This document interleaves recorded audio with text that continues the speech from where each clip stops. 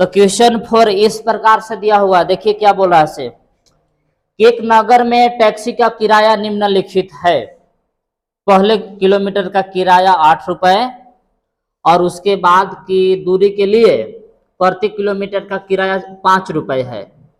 यदि तय की गई कुल दूरी x किलोमीटर हो और कुल किराया y रुपए हो तो इसका एक रैखिक समीकरण लिखिए और उसका आलेख खींचिए। पहले समीकरण बना लेना है और फिर उसका आलेख खींचना है। तो जो दिया है पहले लिख रहे हैं ना कि हल दिया है। तो देखिए क्या दिया हुआ है। तो क्वेश्चन में कह रहा है कि पहले किलोमीटर का किराया, पहले किलोमीटर का किराया कै रुपया है? 8 रुपया। फिर उसके बाद के प्रति किलोमीटर का किराया कै रुपए है? 5 रुपए है। तय की गई कुल दूरी कितना दिया हुआ है? x kilometre. कुल दूरी x किलोमीटर, कुल किराया कै रुपया? y रुपया। ऐसे दिया हुआ है। तो समझिए क्वेश्चन समझ में आ रहा है क्या कर रहा है। एक नगर में टैक्सी का नियम है। क्या नियम है जी? कि 1 किलोमीटर जाएगा, यहां से यहां तक मान लीजिए कि कितना गया वो 1 किलोमीटर। 1 किलोमीटर को पैसा कितना ले लेगा आपसे? 8 रुपया। लेकिन हाँ अब आपको मन है कि 1 किलोमीटर से आगे भी ले चलना है, तब 8 रुपए चलेगा पर किलोमीटर? नहीं, यहां से जब दूसरा किलोमीटर में आइएगा ना आप लोग, यहां तक दूसरा किलोमीटर, यहां से कौन किलोमीटर होगा जी? 2 किलोमीटर ना, दूसरा किलोमीटर। फिर 1 किलोमीटर जब चलिएगा तो किराया कितना लिया जाएगा? 5 रुपए। शुरू बार 1 किलोमीटर का किराया है 8 रुपए, लेकिन इसके बाद अगला 1 किलोमीटर बढ़िएगा तो कै रुपए लगेगा आपको? 5 रुपया। फिर आप 1 किलोमीटर और आगे गए तो कितना किराया लगेगा? 5। इसी तरह से रेट है।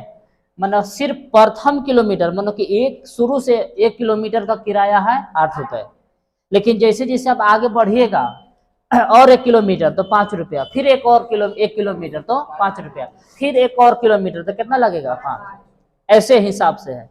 तो इसको समीकरण में बदलना है। तो देखिए ये हमें दिया है कि कोई व्यक्ति कितना दूरी तय किया? x किलोमीटर, यही ना जी? x kilometre. तो अब इसको हम ऐसे लिखेंगे कि कुल किराया किस तरह से होगा? कुल किराया तो जान ही रहे कि y रुपया है। तो कैसे कैसे बटल है किराया? तो प्रथम किलोमीटर का किराया ऐसे लिखेंगे कि पहले किलोमीटर का किराया प्लस प्रति किलोमीटर का किराया, मान यहां तक तो 8 रुपया लगेगा ना जी। इसके बाद प्रति किलोमीटर का किराया, 2 भाग में किराया जोड़ेंगे कि नहीं? अब देखिए 8 का रेट रहता तो तुरंत जोड़ देते कि ना, लेकिन कह रहा कि इतना दूर 8 रुपए है, बाकी चलेगा तो 5-5 रुपए, तब 2 भाग में करना पड़ रहा है। तो कुल किराया तो मान ले हम लोग कौन चीज y माने है ना।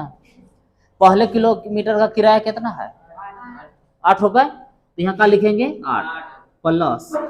अब प्रति किलोमीटर का किराया कैसे पता? अब ये भी नहीं मालूम है कि कै किलोमीटर तक आगे लोग गए हैं। हाँ ये मालूम है कि कुल दूरी तक कितना तय किया गया है? x kilometre. मतलब शुरू से अंतिम तक कितना गए हैं? x kilometre. तो इसमें से 1 किलोमीटर यहाँ यूज ना हो गया कि 1 किलोमीटर का किराया हम लिख दिए कै रुपया? 8 रुपए।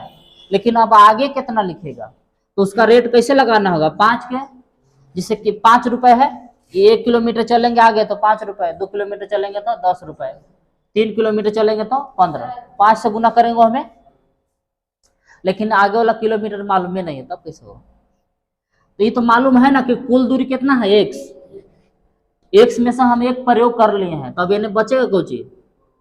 x -1 है ना। समझ रहे बात कि टोटल दूरी कितना है शुरू से अंतिम तक? x। तो x में से हम 1 किलोमीटर का किराया पहला ही लिख दिए कै रुपया? 8 रुपया।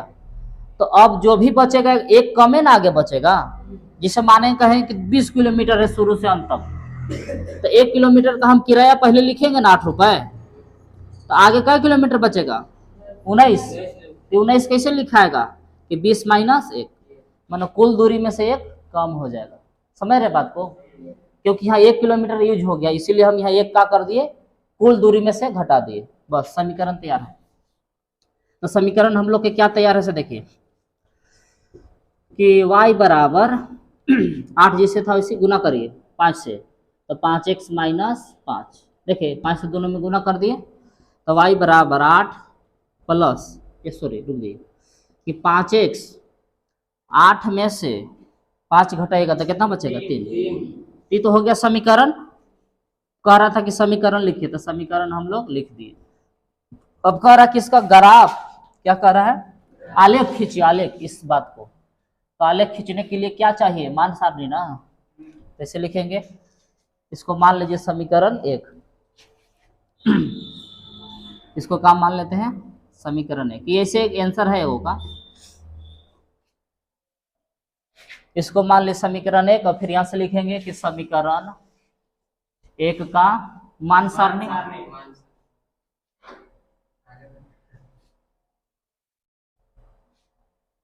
बुझा रहा है कि नहीं बुझा रहा जी, घबरा गए? नहीं बुझागा तो फिर से बता देंगे।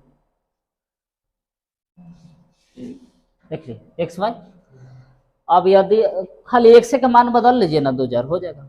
दो तो हम लोग को क्या चाहिए ग्राफ के लिए, 2 पॉइंट।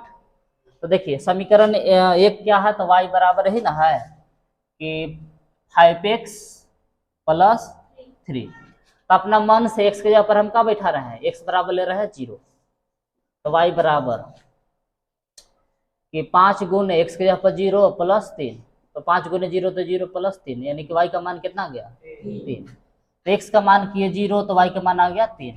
ठीक, एक और x का मान ले लीजिए, x का मान 1 ले लीजिए, सिर्फ हम लोग के कई गो पॉइंट चाहिए, 2 पॉइंट, x के जगह पर 1 बैठा दिए, तो 5 एकम 5, 5 और 3 8। तो देखिए कि x का मान हम 1 रखे तो y का मान कितना गया, 8। बस ग्राफ आप खींच दीजिए, यानी कि x का मान 1 2 तक, यानी ज्यादा बड़ा होना चाहिए किसका वैल्यू, y वाला, यहीं में हो जाएगा एडजस्ट। सबसे पहले आपको इसे y अक्ष और x अक्ष बना लेना है। अब पहला पॉइंट देखिए कि 0 और 3, एक मतलब का समझ में आ रहा है, x का मान 0 और y का मान 3। तो 0 देखिए मत करिए, क्या देखिए कि y कहाँ 3 है, y का मान 3 कहाँ है, तो y का मान 3 यही ना है। इस पॉइंट के हम नाम का देंगे 0 और 3। अगला 1 और 8, एक मतलब हाँ x के सामने 1 और y के सामने 8, तो देखिए x के सामने 1, यही ना है, और y के सामने 8, यही पॉइंट होगा वो।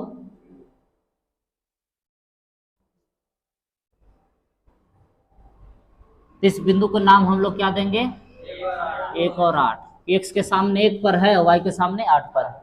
अब कुछ करना नहीं है, दोनों पॉइंट को खाली सीधे आपको मिला देना है, बस आंसर हो जाएगा।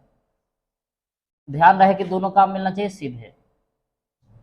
समीकरण का नाम दे सकते हैं आप, क्या दे सकते हैं कि y बराबर 5x प्लस 3 का ग्राफ है।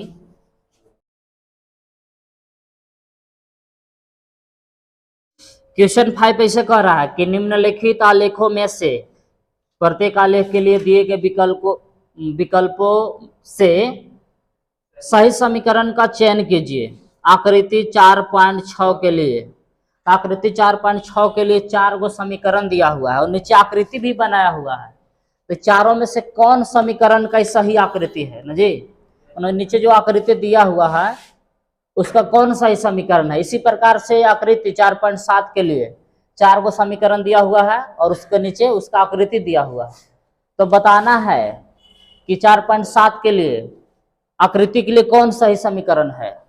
तो चलिए सबसे पहले क्या करते हैं, जो समीकरण दिया हुआ है उसको लिख लेते हैं और आकृति बना लेते हैं। तो जो नीचे दिया हुआ है ना, ये आकृति है 4.6 और यहाँ 4 गो समीकरण दिया हुआ है।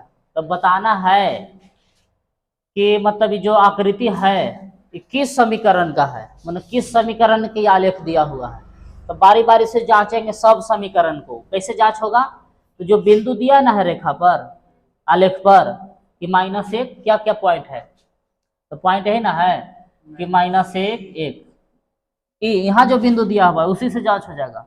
फिर है मूल बिंदु का 0 0, फिर हाँ 1 -1। तो ये तीनों बिंदु को हम बारी बारी से रखेंगे। तो चलिए पहला को हम जांचते हैं कि सही है कि गलत। कि y बराबर x, तो रखिए y की जगह पर हम 1 रखेंगे और x की जगह पर -1, तो है बराबर। ये तो ऐसे फेल हो गया। यानी में से तीनों रख के देखिए, मतलब ये का तीनों ओके होना चाहिए, LHS बराबर RHS। ये तो पहला इसी फेल हो गया। मन है तो और रख के देख लीजिए कि x की जगह पर 0 और y की जगह पर 0, तो में तो पास हो गया, ठीक है। लेकिन आइए एकरा रखिए कि x की जगह पर सॉरी y की जगह पर कुछ -1 और x की जगह पर +1, तो ये नहीं बराबर है। यानी तीनों पॉइंट पर बराबर होना चाहिए, LHS बराबर।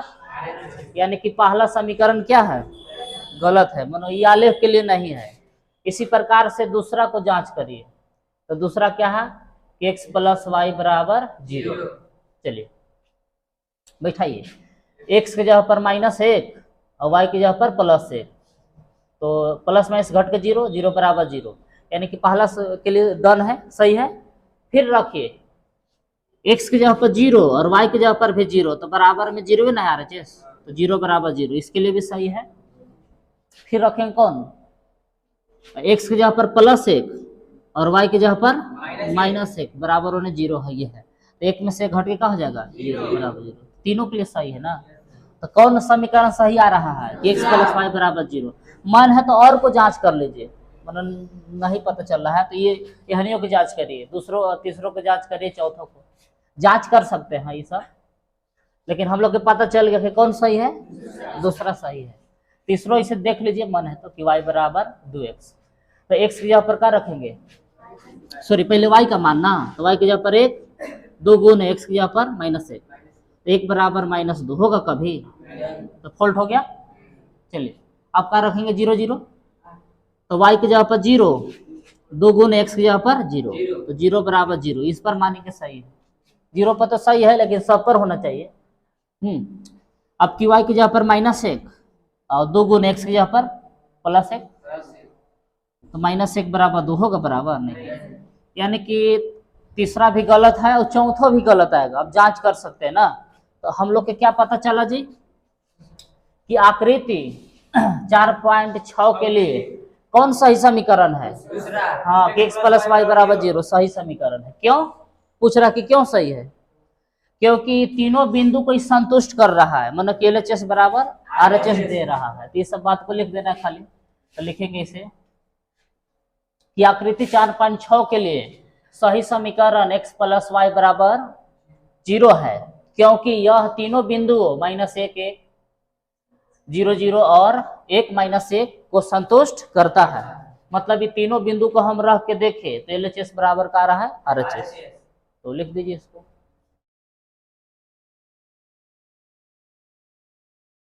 ये आकृति 4.7 दिया हुआ है ना, और इसमें 4 गो समीकरण दिया हुआ है। किसके लिए, आकृति 4.7 के लिए 4 गो समीकरण दिया हुआ है, और नीचे 4.7 आकृति दिया हुआ है। अब आपसे पूछ क्या रहा है कि आकृति 4.7 के लिए सही समीकरण कौन है, ये बताना है। तो कैसे पता चलेगा, तो 3 गो बिंदु रखेंगे जो आलेख पर है, 3 गो बिंदु देख रहे हैं कौन कौन है। तो -1 3 है, और फिर 0 2, और फिर है 2 0। क्या करेंगे, तो इस सभी समीकरण में बारी बारी से ये तीनों पॉइंट रखेंगे। यदि LHS बराबर RHS आता है तो वो समीकरण या आलेख के लिए सही होगा। तो चलिए बारी बारी से रखिए, पहले की जांच करिए। तो पहला दिया है इसे कि y बराबर x + 2, ये ना है। तो जहां y है वहां बैठाएंगे 3, x की जगह पर -1 और +2 पहले से है, तो 3 बराबर प्लस माइनस घटेगा, तो 2 में से घटेगा तो 1, तो 1 बराबर 3 नहीं ना है, तो फ्लॉप हो गया। आप और के रख के भी जांच कर सकते हैं।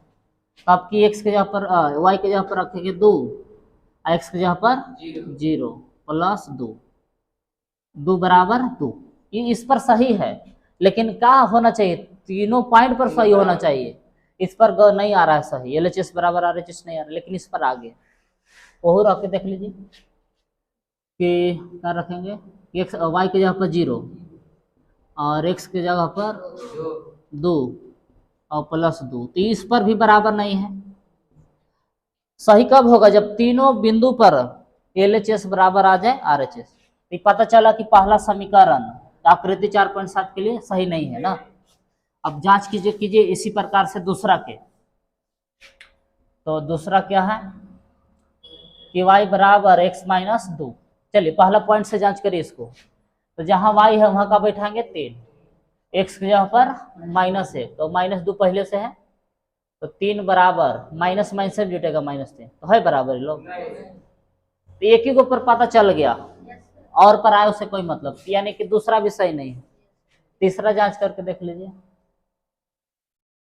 तीसरा क्या है जी कि y बराबर -x + 2। जांच करिए कि y की जगह पर बैठाएंगे 3 और x की जगह पर -1, तो माइनस तो पहले ही से है, +2, तो 3 बराबर माइनस में +1 तो +2, तो 3 बराबर 3। एक पॉइंट पर सही हो गई। अब दूसरा पर जांच करते हैं। तो y की जगह पर क्या रखेंगे 2 और x की जगह पर 0, -0 + 2, तो 2, तो 0 तो इसी खत्म हो जाएगा, खाली का बचेगा 2, यानी दूसरा पर भी सही है। चलिए तीसरा पॉइंट रखिए। तो y की जगह पर क्या रखेंगे 0 और x की जगह पर 2, तो माइनस तो पहले से है, +2, तो 0 बराबर +-2 में से 2 घट के क्या हो जाएगा, यानी तीनों पॉइंट पर सही ना है। तो सही समीकरण कौन हुआ, तीसरा कि y बराबर -x + 2 आकृति 4.7 के लिए सही समीकरण है। क्यों सही समीकरण है, क्योंकि यह जो समीकरण है ना तीनों बिंदु को क्या करता है, संतुष्ट करता है। LHS बराबर RHS आता है। इस बात को इसे लिखेंगे। तो अंत में क्या लिखेंगे कि आकृति 4.7 के लिए सही समीकरण y बराबर -x + 2 है। क्यों, क्योंकि यह तीनों बिंदु -1 3 0 2 और 2 0 को संतुष्ट करता है। तो ये हो गया इसका फाइनल आंसर। लिख दीजिए।